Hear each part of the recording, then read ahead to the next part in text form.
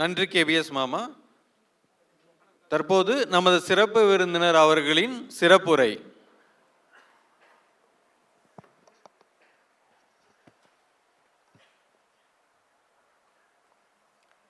அனைவருக்கும் வணக்கம். ஒரு கொஞ்சம் நேரத்துக்கு முன்னாடி ஒரு அத்தனை ஸ்டாலையும் எடுத்து எல்லாரும் நாங்களும் பார்த்தோம். பார்த்தோன்னே வியந்தோம், விழித்தோம், மகிழ்ந்தோம். இந்த மகிழ்ச்சிக்கு காரணமாக இருந்த இந்த தொழில் முனைவோர் சங்க கூட்டமைப்பில் இருக்கும் அத்தனை நபர்களுக்கும் என்னுடைய மனமார வாழ்த்துக்களை தெரிவித்துக் கொள்கிறேன்.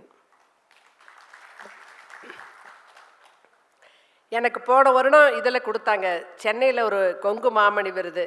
என் சகோதரெலாம் சேர்ந்து எனக்கு ஒரு பெரிய பாராட்டு விழா நடத்தி கொடுத்தாங்க. அதுபோல் இங்கே இந்த பாராட்டு விழா எங்களுக்கெல்லாம் நடக்கிறது எங்களுக்கு ரொம்ப பெருமையாக இருக்குது. அது நம்ம கல்லூரியில் நம்ம இனமெல்லாம் சேர்ந்து பண்ணுறதுனால ரொம்ப பெருமையாக இருக்கும். கொஞ்சம் கிளி கூவி வர, கொங்கு தமிழ் பாடி வர, தேசமெங்கும் பாசம் காட்டும் என் உடன்பிறப்புகளே. மத்தளம் கொட்ட அழகு, மல்லிகை மணந்தால் அழகு, கொவை சிவந்தால் அழகு, குழந்தை சிரித்தால் அழகு. கொங்கு சொந்தங்களே, நீங்கள் அனைவரும் இங்கு குவிந்திருப்பதே என மனம் முழுவதும் அழகு. சிட்டுக்கள் சிறகடிக்க, மொட்டுக்கள் மலர் விரிக்க, திக்கட்டும் ஒளிபறக்க, திறமைகள் பல காட்டி, சிறந்த சோதனைகளை சாதனையாக்கி சரித்திரம் படைத்திருக்கும் சாதனையாளர்களே, உங்களை அனைவரையும் வரவேற்கிறேன், வாழ்த்துகிறேன். சித்தரைக்கு நிலவழகு, இவர் சிந்தனைக்கு அனைத்துமே அழகு. கொங்கு நாட்டின் பெருமையை உலகளவிலே பறைசாற்றி கொண்டிருக்கும் சட்டமன்ற உறுப்பினர், நம்மில் ஒருவர், நமக்குள் இருப்பவர், நம் சகோதரர் டாக்டர் ஈஸ்வரன் அவர்களை அனைவரின் சார்பாக கைத்தட்டலுடன் வணக்கங்களையும் வாழ்த்துக்களையும் கூறிக்கொள்கிறேன். பேசினார், இப்போ பாலசுப்ரமணியனா பேசினார்.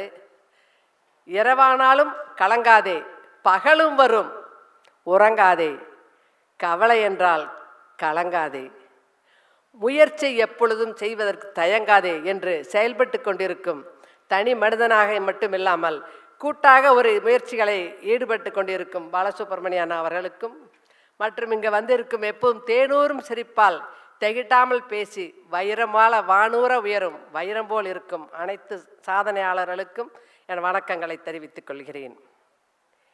உடைந்த மூங்கில்தான் புல்லாங்குழலாகும், வளைந்த இரும்புதான் வடிவங்களாகும், புடமிட்ட தங்கம்தான் நகையாக மாறும், சூடுபட்ட மண்ணுதான் செங்கலாக மாறும், பாடுபட்ட பின்புதான் பாரில் உயர முடியும் என்று சிறந்த தொழிலதிபர்.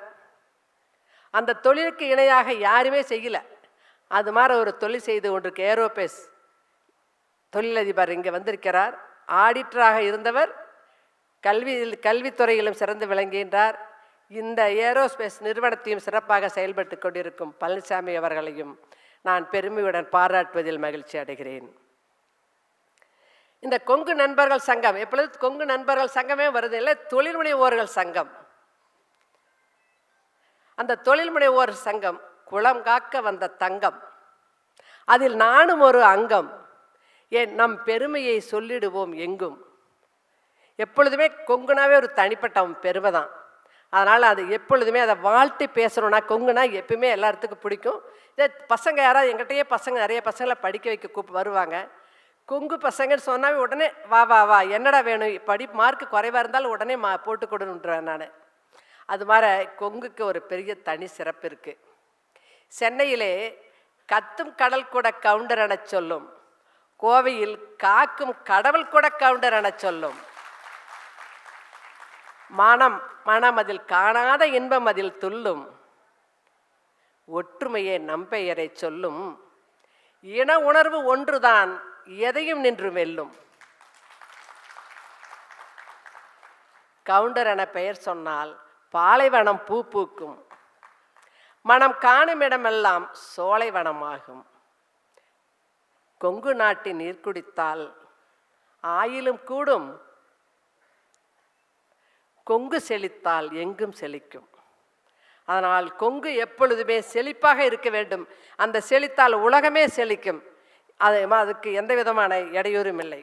அதற்கு மட்டுமில்லை, இந்த கொங்கு தொழில் முனைவோர்கள், இளம் வயது வாலிபர்கள் ஒவ்வொருத்தரையும் பார்க்க பார்க்க ஆசையாக இருக்குது. ஒவ்வொருத்தரும் ஒரு தொழில் எடுத்துகிட்டு இருக்காங்க. நான் கூட இப்போ சொன்னேன் ரமேஷ்கிட்ட, நம்ம காலங்கரையா வாய்க்க தண்ணி குடித்தா பசங்க மசன்னு தான் இருப்பாங்க, அப்பா இப்படி வேலை செய்கிறான்னு தெரியலேன்னு. அதுக்கு இல்லைக்கா, இப்போ எல்லாருமே நல்லா எல்லாருமே தொழில் பண்ண ஆரம்பிச்சிட்டாங்கன்னு ரமேஷ் சொல்லிச்சு. அது மாதிரி எல்லாருமே ஒவ்வொரு தொழில் சிறப்பாக செஞ்சிட்ருக்குறீங்க. எந்த தொழில் எடுத்தாலும் சிறப்பாக இருக்குது. அந்த தொழில் செய்கிறதுக்கு நாம் உறுதுணையாக இருக்கணும். எல்லாருமே உறுதுணையாக இருக்கலாம். ஏன்னா ஒவ்வொருத்தருக்கும் ஒவ்வொரு தெரியும். எனக்கு இதில் ஒரு 5-6 ஒரு தொழில் இதை பார்த்தேன், 5-6 இது எனக்கு தேவைப்படுது. அப்போ நாமளே இதில் கொடுத்து வாங்குறதுக்கு ஈஸியாக இருக்கும். யார் என்ன செய்கிறா, எப்படி இருக்கிறாங்கிறது இந்த இடத்துல தான் நம்ம தெரிஞ்சுக்கவே முடியுது. இப்போ கொடிசியால் போடுறப்ப கூட பார்க்குறோம், பலதரப்பட்ட மக்கள் பல பேர் போடுறாங்க. அது மைண்டில் ஏறவே இல்லை. இப்போ 100 ஸ்டால் இருந்தால் கூட அப்படியே எடுத்துக்க முடியுது. இந்த ஸ்டால் இது விற்கிது, கட்டாயமாக நமக்கு ஆகும்.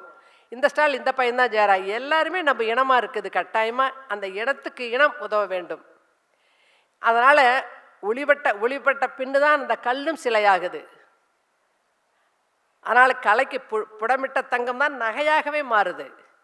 அதனால் கட்டாய பாடுபட்டு பாருங்கள். நீங்கள் ஒவ்வொருவரும் வெற்றியாளராக மாற முடியும்.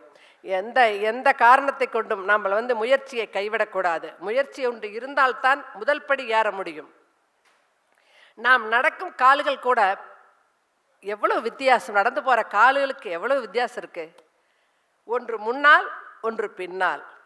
முன்னால் வரும் கால்கள் ஆஹா நான் முன்னாடி வந்துட்டேன் அப்படின்னு கருவப்படுவதும் இல்லை. பின்னால் வரக்கூடிய கால்கள் அவமானப்படுவதும் இல்லை. தங்கிவிட்டமே பின்னால் என்று அவமானப்படுவதும் இல்லை. நடந்து கொண்டே இருப்போம், முயற்சி செய்து கொண்டே இருப்போம். வருவது வரட்டும், வரும் பொழுது லாபம். தோல்வி அடைந்தாலும் விழுந்தாலும் எழுந்து நடக்க வேண்டும். முயற்சி செய்தால் வெற்றி நிச்சயம் என்பது கூறி அனைவருக்கும் என்னுடைய வாழ்த்துக்களை கூறி விடைபெறுகிறேன். இங்கு வந்த அனைவரும் என்னுடைய சொந்தங்கள், என்னுடைய உறவுகள், என்னுடன் பிறப்புகள் என்னும் நல்லா இருக்கணும், குடும்ப ஃபேமிலியும் எல்லாம் நல்லா இருக்கணும் கூறி விடைபெறுகிறேன். வணக்கம், வாழ்த்துக்கள். யதார்த்தமான கொங்கு பேச்சால் நம்மை ஊக்குவித்த திருமதி சரஸ்வதி கண்ணையன் அவர்களுக்கு எங்களது மனமான நன்றிகள்.